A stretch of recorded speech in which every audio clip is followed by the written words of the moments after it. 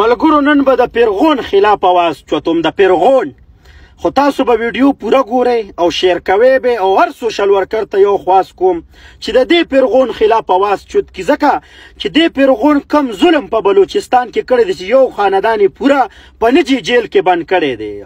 او بیا د هغه خاندان یو تورسرې پسې قرآن راغستی دی چې د دې قرآن خاطرو کې د ریاست نه غوښتنه کړې ده د ریاستي ادارو نه غوښتنه کړې ده د سیاسي ګوندونو نه غوښتنه کړې ده خو هغه زنانه له دې پیرغون بیا په مخې ورته تیزاب اړولی دی او سیزلی ده د هغې هغه قرآن ته دې پیرغون نه دي کتلی نو داسې پیرغونان زمونږ په ملک کې شته دی خو مونږ او تاسو له پکار دي چې دې پیرغونیانو خلاف بیا اواز چوت کو او ټول یو موټی شو چې لخاځه سبا زمونږ نور غریبانانو سره داسې قسم ته عمل نه کیږي نو نن به نننی ویډیو کلیپ په دومره شیر کوئ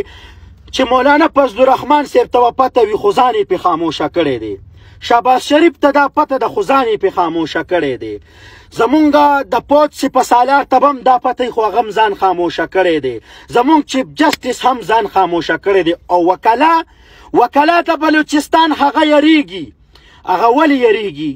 هغه بیا وایاسې نه چې مونږ هم په دغه نجي جیل کې بند کي دا په کوم لاس چې مونږ د ده خلاف لیکل کوو دا رانه کټ نه کي نو پکار ده چې مونږ سوشل ورکران خو نه یریږو که نه چې ونه یریږو د دې مور راځئ دې مور چې دا قرآن راچت کړی دی د چا دپاره یې راچت کړی دی نن درته دا ټول حقیقت په دا ویډیو کلیپ کې ښیم د دې پیرغون ظلم و عدوان کی ٹکسال میں ڈھالے قانون تشنگی نفس کے جذبوں کی بجھانے کے لیے نو انسان کے بنائے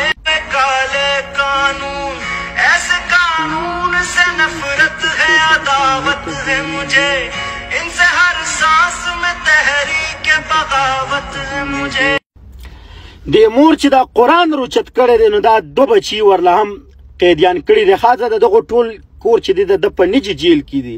نو چې د دې دوه بچو دپاره هغې قرآن روچت کړ نو دا دوه ماشومان یې ورته حلال کړل او په دغه مور یې ورله تیزاب واچول نن زمونږ ریاستي ادارې پې خاموشه دي عدالت خاموشه دی وکلا خاموشه دي سیاسي مشران خاموشه دي نو سوشل ورکرانو یو ریکویسټ درته کوم د الله د رضا دپاره د دې ماشومانو د دې مور سره چې دا کومه ناروا شوې ده که نه نو دا یوازې د دې ماشومانو مور نه ده دا زمونږ مور ده تاسو مور ده د دغې مور د خاطره نن چې دی د دغې مظلومې مور د خاطرو د دې مظلومه ماشومانو اواز جوړ کې او د خپلو ریاستي ادارو نه ګورئ دا غوښتنه وکړئ ګینې سبا له به نور داسې پیرغونان راځي او مونږ او تاسو سره به داسې عمل کوي نو ویډیو د سره شیر کړئ او غوښتنه وکړئ عمل